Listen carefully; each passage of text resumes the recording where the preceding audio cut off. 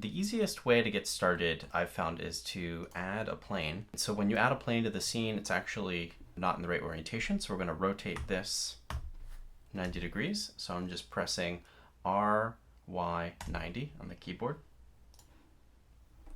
The easiest way to start modeling is to get the overall proportions down before you add any detail. Just make this the full length of the distance between the front and the back here, so we have a polygon that's covering that whole length. We also notice that we're going to need some geometry coming straight down here and here. I'm going to accomplish that by adding an edge loop. So that's Control R on the keyboard, or if you prefer, you can use the loop cut tool down here on the left. So I'm going to press 2 on the keyboard to jump into edge selection mode. Extrude rather than move. So press E on the keyboard, and if we press down the middle mouse button, that will constrain our movement to one of the axes. Now we can do the same thing for this side and the bottom. Control R will get us another loop there. And so let's just select this edge, press E, middle click. Okay, and we're going to press E, middle click, and there we go. We've got the basic shape down, so now we can start adding detail and we can create some thickness after we're done. Well, the tricky part of this object is that you can actually see here this object sort of has a notch cut out of it so that this second piece can fit into place. So we're going to make this a separate object, but we need to kind of allow for that to snap in. The easiest way to do that would be to add another edge loop here. I don't know exactly where it is. I'm going to guess it's probably somewhere around here. It's behind this metal bracket. It doesn't really matter because you're not going to see it. Now that we have that, we've got an edge here that we can extrude down. And you can see that we've created this notch, which is going to be useful later. For now, let's look at getting the shape more closely aligned with our reference image. One of the things I noticed is that our reference image is actually, it came in straight, but the photograph is slightly rotated. So what we can do is select our reference here, and let's just zoom in, and I'm going to just rotate that ever so slightly.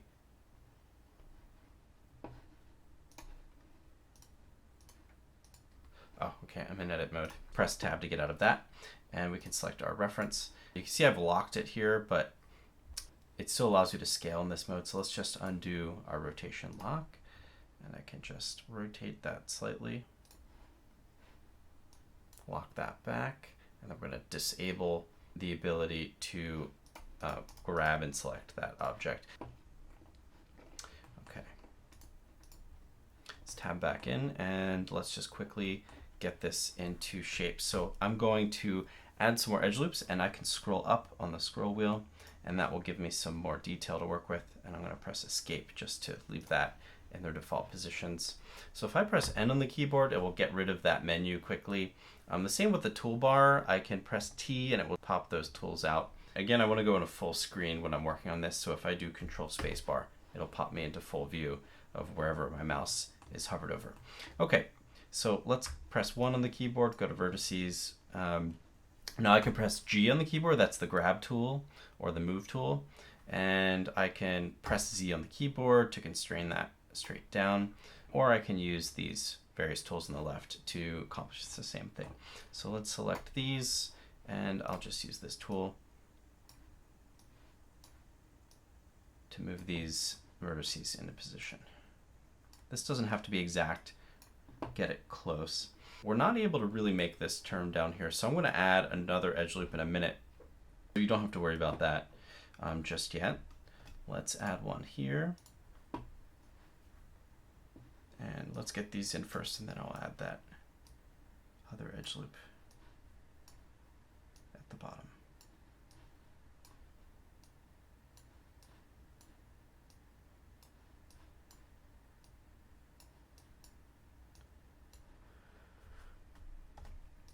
Okay, so the reason we need one here, this is called a supporting edge, and when we go to add a modifier later, a modifier will help us smooth the shape using subdivisions, we're going to need something called a supporting edge to really hold that corner.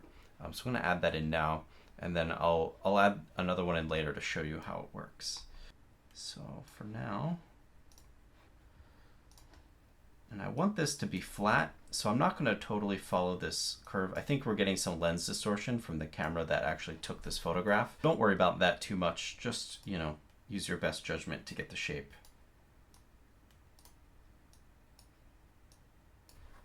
Okay, and I don't think that's perfectly straight, so we're going to just bow this up slightly to get a little bit of curvature. And that's pretty good for the front bottom, so let's move some of these. If you use the square in between the z-axis and the y-axis, we can actually move this in 2 dimensions at once.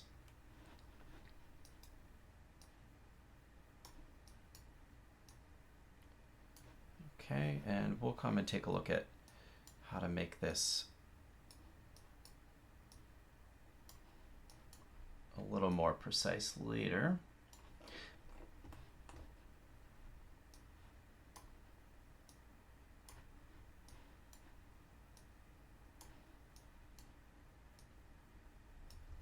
Okay, I think I am going to add an edge loop here just to help it make this turn.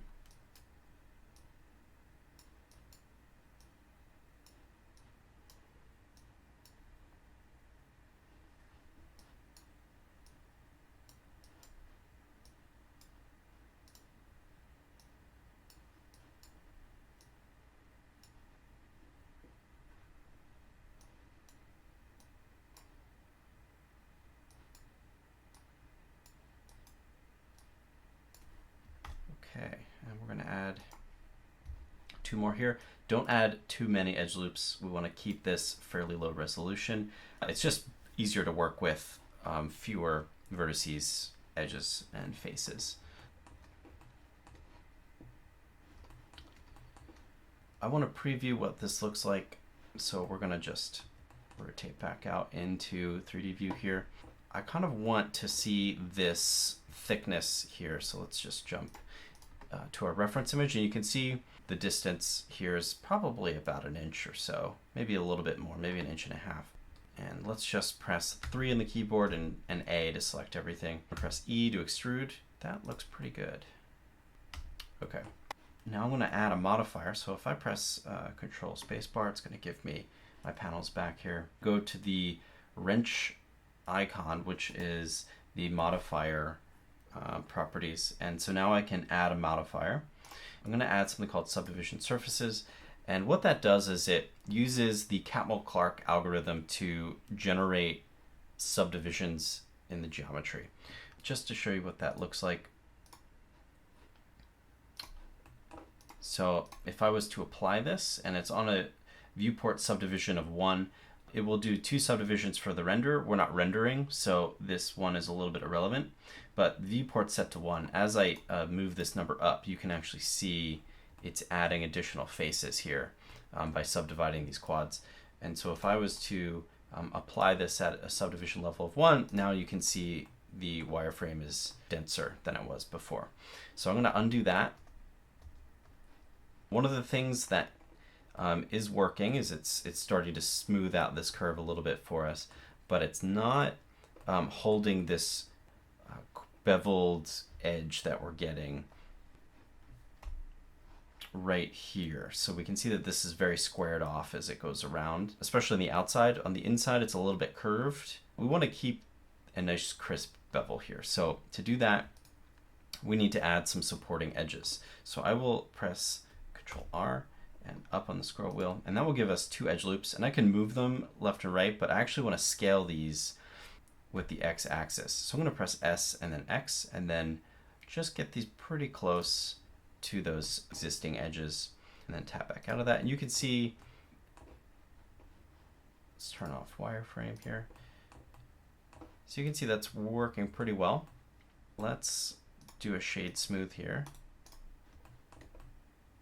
You can see it's giving us a nice smooth curvature there. Okay, we don't want that necessarily in the inside right here. Let's actually turn up the subdivisions to 3. And so this is sort of a production level of smoothness. So you could use this to render out an animation or a product model, things like that. We're not actually going to apply this because this is a tremendous amount of geometry. So this is always going to be a dynamic modifier that we can just disable and re-enable when we need it. Okay, so we're losing a little bit of our detail here, and there's some other parts that we need to clean up. So let's go ahead and do that now. This corner is actually supposed to be fairly sharp, so I'm going to add another supporting edge. You can see I have one here already. So if I do Control R and then hover over an edge here, we can move that in, and you can see as I move that in, that really tightens up that curve. It's pretty square now, so that's good. We don't need a supporting edge out here. This is actually supposed to be fairly curved, or totally curved. Let's press 1, grab these vertices. Let's turn on X-ray view so we can actually select through our geometry. Be careful not to just select the vertice in front, accidentally not selecting the one behind it. You have to be in X-ray mode for that to work right. All right, I think I did rotate this image just a little bit too much, so I'm gonna press N on my keyboard, get these properties back. We're gonna leave it maybe closer to 0.4 degrees. Okay, let's turn that back off. We'll just kind of move these into position here.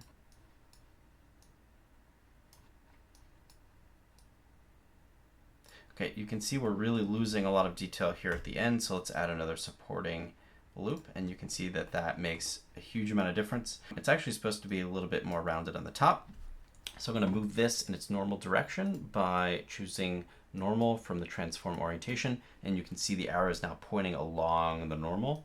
So now I'm going to move that along its normal, and now it's creating a distance here between these two edges, and it's giving us a smoother result. Okay, let's go back to global for transforms here, move these into position.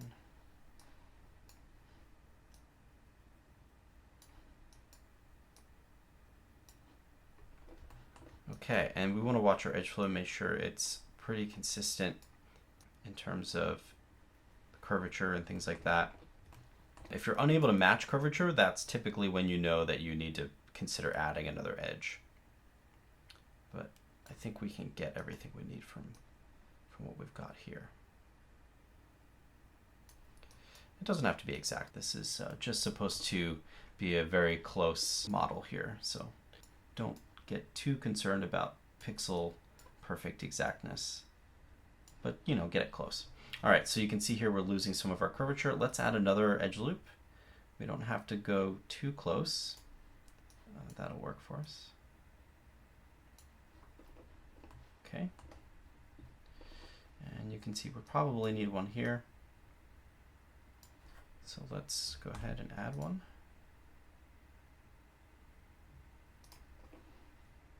And this is a little high.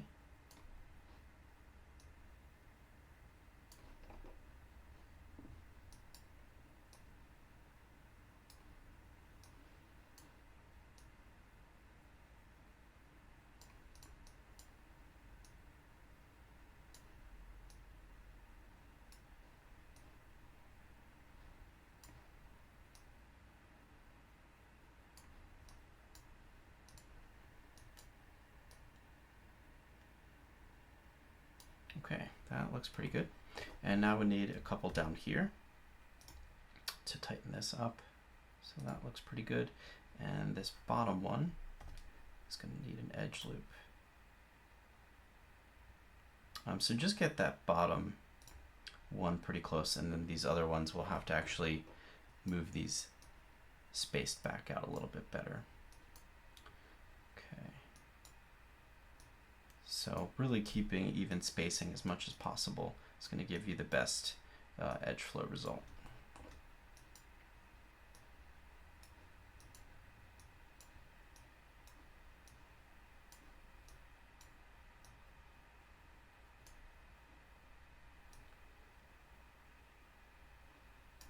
Okay, and actually we want this to be pretty close there. And it looks like we need one more edge loop here. There we go. That's good. Okay, and then before I clean that up, we're going to need one here, and that'll give us that perfect corner. And it looks like we may need one down here. You're not really gonna see that, so I don't have to do that. I probably will, just to be consistent. And then I'll go ahead and smooth all this out. Whoops. All right. We're almost done.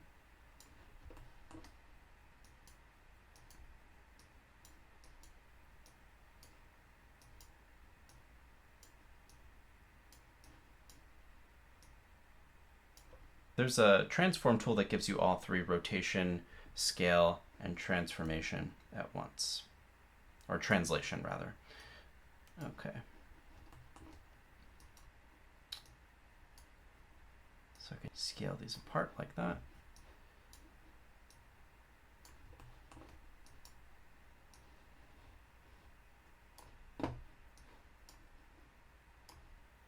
Okay, we want this to flow a little bit more smoothly.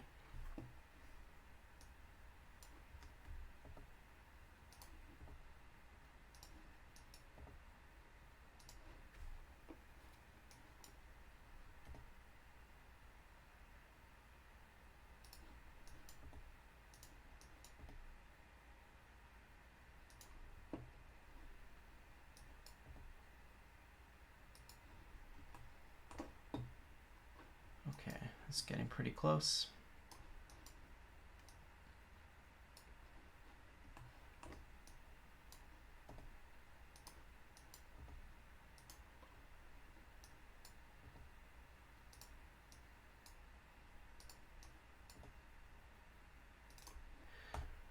So I sort of forgot about those. Let's try move these up here. And you want to be careful not to make any really thin polygons if you can avoid it. So try to keep everything roughly the same amount of area.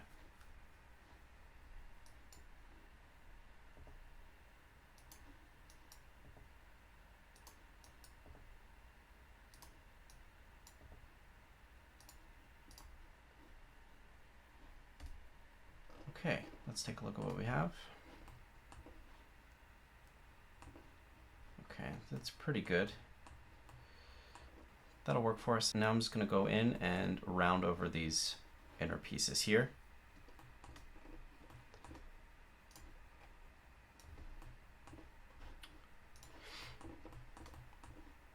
I was going to try to use the symmetry tool there, but it doesn't look like we are around one of the axes. I'm just going to grab these here, and then I'm basically just separating the supporting edges so that they don't hold a tight corner.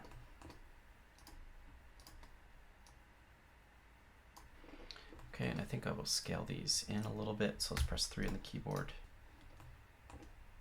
Scale those in a little bit.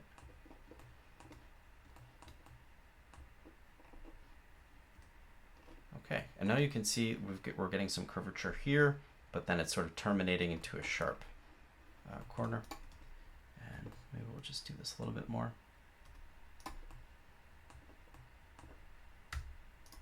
Scale those in x-axis. Okay, we don't want to go too crazy. Scale that in. Looks pretty good. Let's correct this back piece now. Because we didn't add too much geometry, it's relatively easy to make changes. If we had added a ton of resolution to our geometry, it would be really hard to go and round this out. So you're seeing that my viewport's actually not rotating around my object that I have selected. To change that, if you're struggling with actually getting this to rotate properly, just go to View, and with something selected, just do Frame Selected, and now it will reset your view. Okay.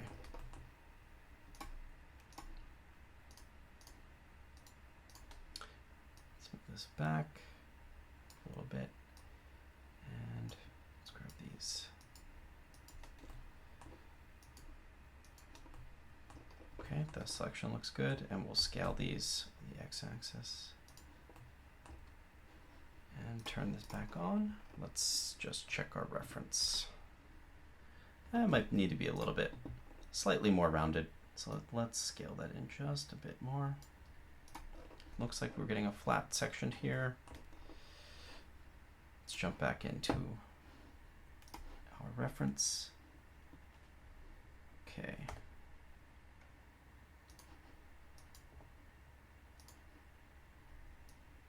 Actually, these should maybe be a little bit more this way.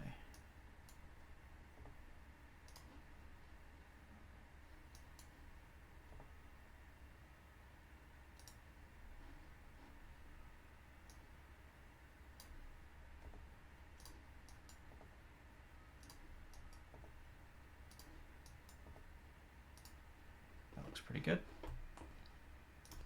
Okay, that's good enough to move forward with, and now I can start working on the other pieces.